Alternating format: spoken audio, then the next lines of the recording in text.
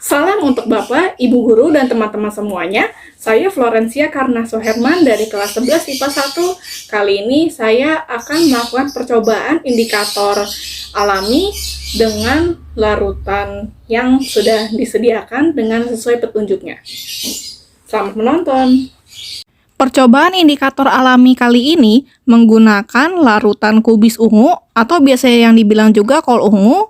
Lalu kita juga akan menggunakan larutan kembang sepatu, dan juga yang terakhir adalah larutan kunyit. Yang tentu saja larutan ini diambil dari ekstraknya dengan ditumbuk-tumbuk lalu dicampurkan dengan air. Kita akan menggunakan 4 larutan. Larutan yang pertama yaitu larutan deterjen. Larutan yang kedua yaitu tentu saja larutan cuka. Larutan ketiga, kita akan menggunakan soda api, dan tentunya kalian harus hati-hati ya, karena larutan ini panas. Dan yang terakhir adalah larutan kapur sirih. Nah, semuanya sudah siap. Kalau begitu, ayo kita percobaan. Pada percobaan pertama ini, kita akan menggunakan larutan kubis ungu atau kol ungu terlebih dahulu. Nah, sekarang kita tuangkan kubis ungunya ke larutan deterjen, dan ternyata berubah menjadi warna ungunya lebih tua.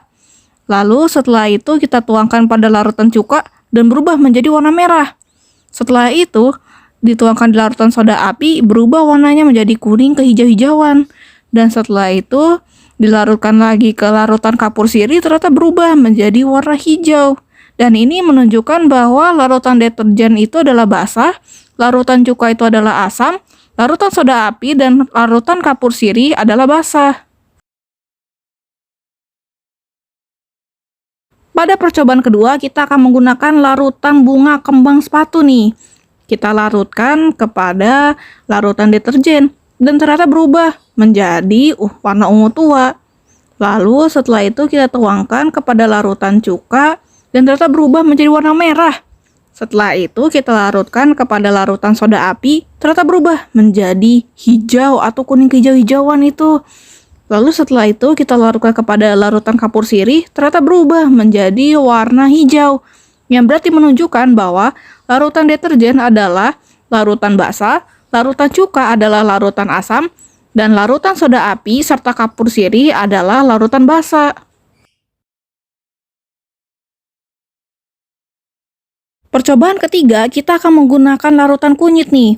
Kita tuangkan kepada larutan deterjen, dan ternyata berubah menjadi warna merah jingga. Lalu setelah itu kita tuangkan pada larutan cuka, ternyata berubah warnanya menjadi kuning. Dan setelah itu kita larutkan kepada larutan soda api, dan ternyata berubah menjadi merah kejinggaan. Dan setelah itu yang terakhir, larutan kapur sirih berubah warnanya menjadi warna merah jingga.